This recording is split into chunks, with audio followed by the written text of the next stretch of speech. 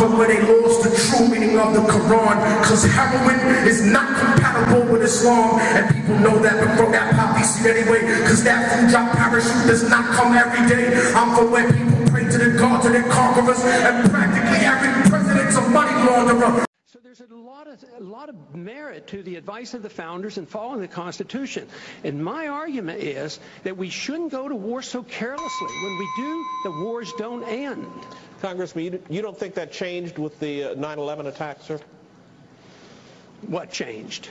The non-interventionist policies. No, non-intervention was a major contributing factor. Have you ever read about the reasons they attacked us?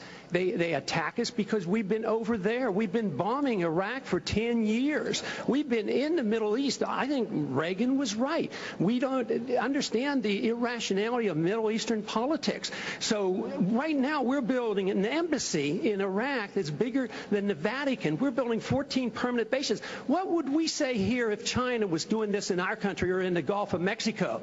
We would be objecting. We need to look at what we do from the perspective of what would happen if somebody else did it to us. Are you suggesting we invited the 9/11 attack, sir?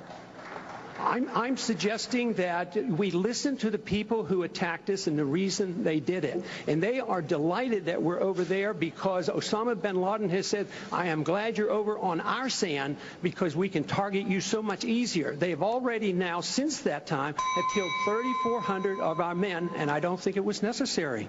Wendell, may I make a comment on that? That's really an extraordinary statement. It's an extraordinary statement as someone who lived through the attack of September 11, that we invited the attack because we were attacking Iraq. I don't think I've ever heard that before, and I've heard some pretty absurd explanations for September 11.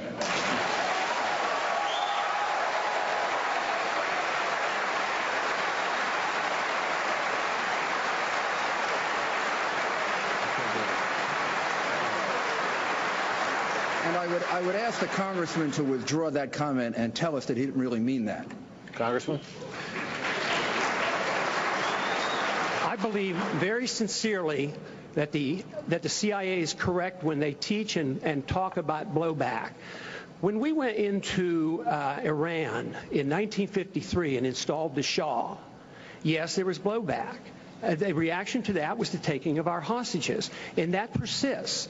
And if we ignore that at our own risk. That if we think that we can do what we want around the world and not incite hatred, then we have a problem. They don't come here to attack us because we're rich and we're free.